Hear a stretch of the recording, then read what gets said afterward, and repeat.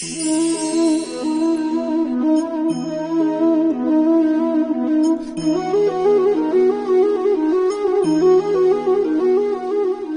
मेरी परछाई देख रहे हैं आप?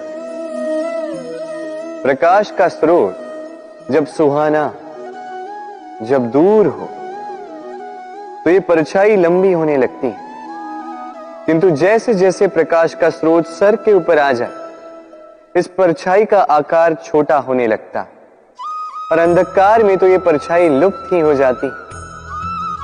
कुछ इसी प्रकार होता है हमारा अहंकार।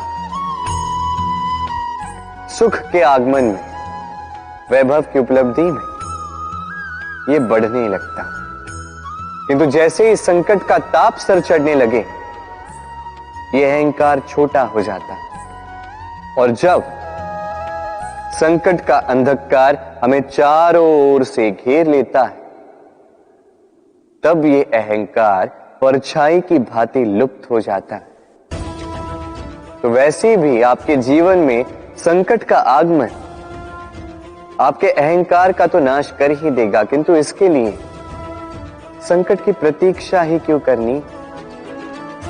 इस अभिमान को बढ़ने ही ना दे, उत्पन्न ही ना होने दे। विवेक की डोरी से थामे रखें इसे। देखिए, मैं श्रेष्ठ हूं, यह मानने में कोई आपत्ति नहीं, किंतु केवल मैं ही श्रेष्ठ हूं और कोई नहीं। ये अभिमान, ये अहंकार है, और अहंकार और कुछ नहीं, केवल पतन की ओर पहली सीढ़ी है। तो इस जीवन में पतन की ओर नहीं, प्रेम की ओर बढ़े और मेरे साथ आनंद से कहें, राधे राधे। विश, ये शब्द सुनते ही मन में अनेक कल्पनाएं जागने लगती। कल्पना असहनीय कड़वाहट की, कल्पना पीड़ादायक मृत्यु की। अब यदि आपसे पूछा जाए कि सबसे घातक विष कौन सा, तो आप क्या कहेंगे? कोई कहेगा सर्प का विष, कोई कहेगा बिच्छू का, कोई कहेगा कालकूट का, किंतु नहीं, ये सारे विष उस विष के समक्ष टिकते नहीं जिस विष को हम कहते हैं कान में भरा जाने वाला विष। सुनने में अत्यंत मीठा, किंतु कड़वाहट में अत्यंत घातक। पेट में जाने वाला यह विष केवल एक व्यक्ति की मृत्यु का कारण बनता है, केवल एक, किंतु ये कान में भरा जाने वाला विष असंख्य संबंधों का नाश कर सकता है। और इसमें भूल उसकी नहीं जिसने आपके कानों में यह विष भरा है, आप उसको दोष नहीं दे सकते। इसमें दोष आपका स्वयं का है कि आपने इस विष को स्वयं पर हावी होने दिया, इस विष का स्वयं को शिकार बनने दिया। ये आपकी भूल है। इसलिए कान के कच्चे कभी मत रहिएगा, अपने मन में प्रेम की दृढ़ता जगाइए और काट दीजिए इस संसार के सारे विषयों के प्रभाव को। राधे राधे। ये तालाब देख रहे हैं आप? तालाब का जल कभी भी बहता नहीं, एक ही स्थान पर जमा रहता। इस कारण से कुछ समय के पश्चात ये मैला होने लगता है, किंतु फिर भी हम इसका त्याग नहीं करते। हम फिर भी इसको पूछते हैं, केवल इसलिए नहीं कि अतीत में कहीं इसने हमारी प्यास बुझाई थी, बल्कि इसलिए भी कि भले ही ये भविष्य में हमारी प्यास ना बुझाए, किंतु आवश्यकता पड़ने पर आग अवश्य बुझा सकता है।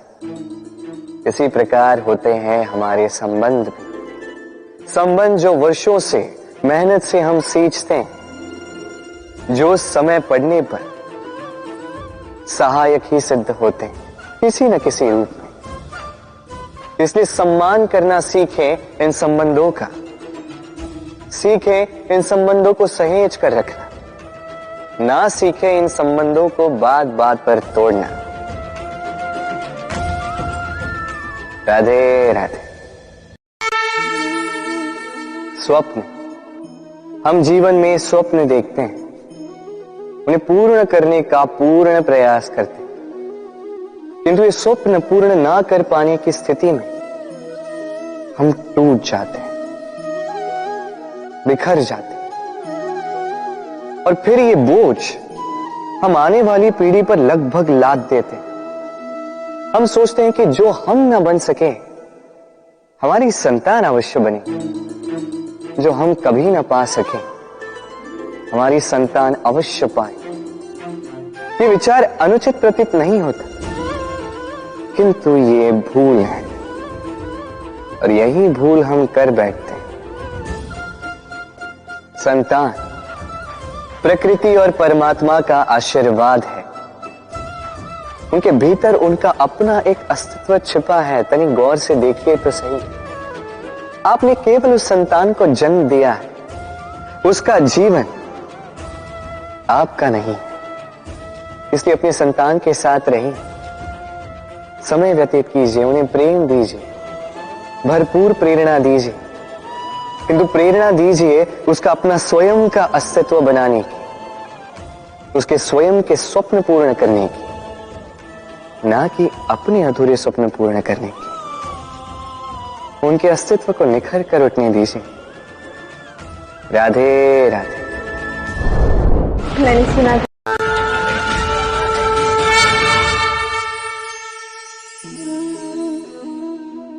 चलना,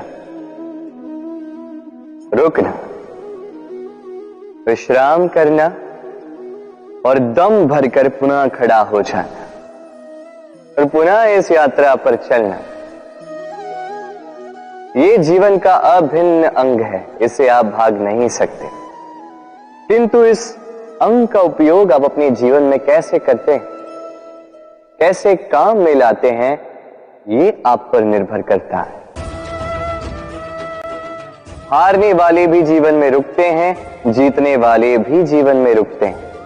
हारने वाले रुकते हैं थक के, जीतने वाले रुकते हैं केवल उस स्तर पर पहुंच के।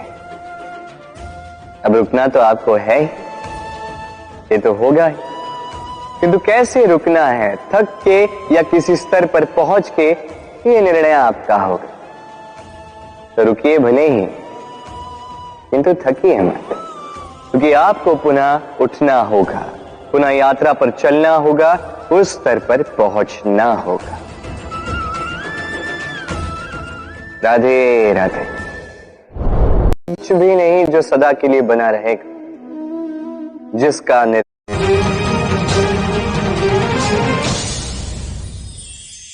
इस संसार में ऐसा कुछ भी नहीं जो सदा के लिए बना रहेगा। जिसका निर्माण हुआ है वो एक न एक दिन अवश्य टूटे, किंतु इस टूटने का प्रयोग आप कैसे करते हैं ये आप पर निर्भर करता है। तनिक आकाश में देखिए, ये मेघ, ये भी टूटते हैं, किंतु स्वयं टूटने के साथ वर्षा का निर्माण करते हैं। मिट्टी के ढेले टूटते हैं, उपजाऊ मिट्टी का रूप ले लेते हैं।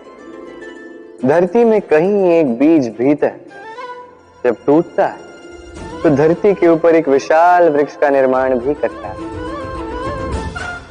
यदि जीवन में कुछ टूट जाए तो निराश मत होइएगा, हिम्मत मत हारिएगा, सकारात्मक दृष्टिकोण से देखिए तो सही। सोचिए कि नियति ने आपके लिए कदाचित इससे भी अधिक श्रेष्ठ कुछ रखा हो जो भविष्य में आपकी प्रतीक्षा कर रहा है।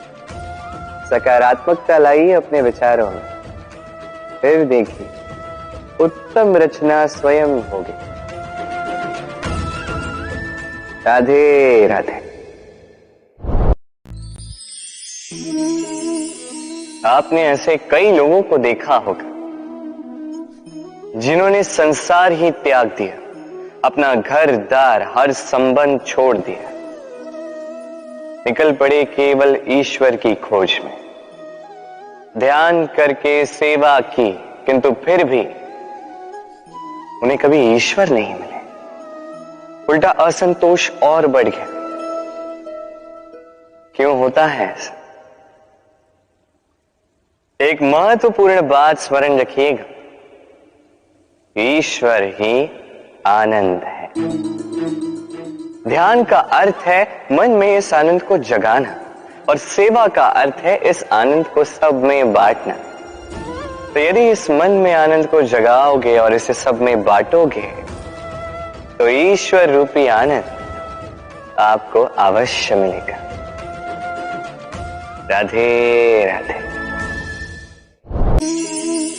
ये मुद्रा, अब सोचिए ये हमारा जीवन है। अब इसमें सुख और दुख, इस मुद्रा के, इस जीवन के दो पहलू। किंतु हम जब भी ईश्वर से प्रार्थना करते हैं सदैव सुख ही मांगते हैं, और ये सुख आता भी, और सुख आते ही व्यक्ति सर्वप्रथम उनको भूल जाता है जो दुख में उसके साथी। अब ऐसे में वो उनकी सहायता तो नहीं करता, वो करता है उपकार। और अब इस उपकार के बदले लोगों से स्वयं के लिए वो श्रद्धा